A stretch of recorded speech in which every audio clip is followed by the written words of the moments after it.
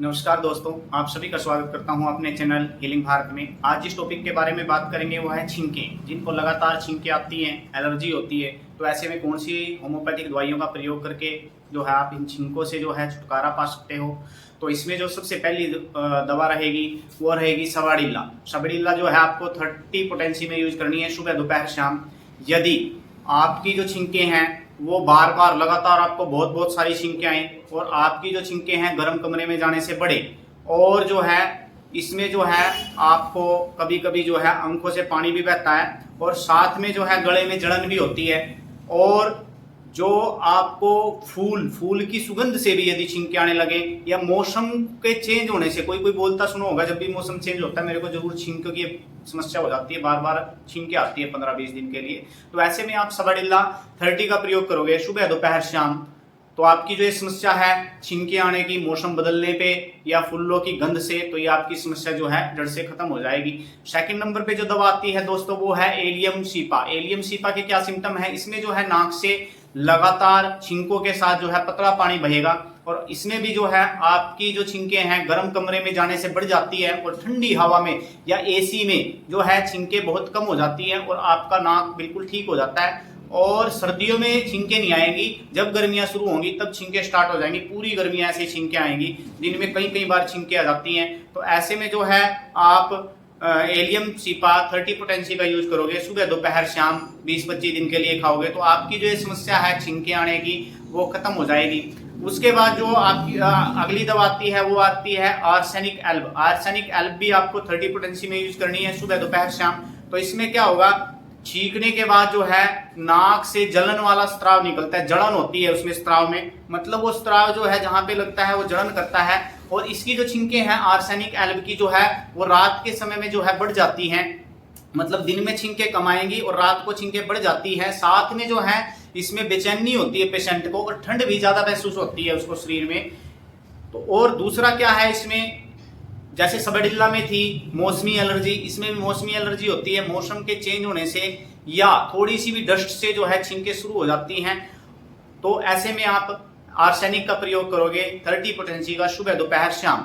उससे अगली जो दवा आती है दोस्तों वो है नक्स भूमिका।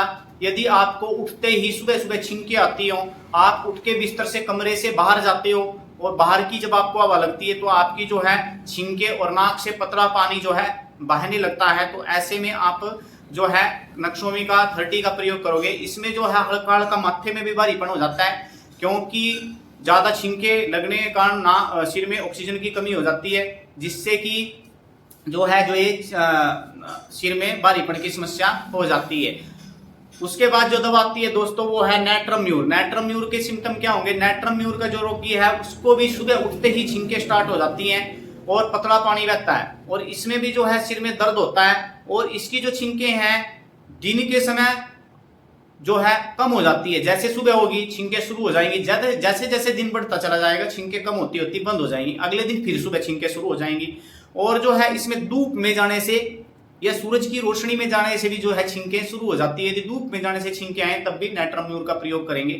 तो 30 पोटेंसी का यूज करना है सुबह दोपहर शाम। और इसके जो पेशेंट को जो है ना नमक खाने की ज्यादा इच्छा होती है, ये दूसरों से तेज नमक खाते हैं नैट्रम्यूर के पेशेंट, तो यदि ज्यादा नमक खाने की आदत हो और धूप में जाने से या गर्मी में जाने से छींकें बढ़े और सुबह छींकें शुरू हो जाएं, जैसे जैसे दिन बढ़े छींकें जो हैं कम हो जाए, तो ऐसे में आप नैट्रम्यूर का प्रयोग करोगे 30 पोटेंसी का।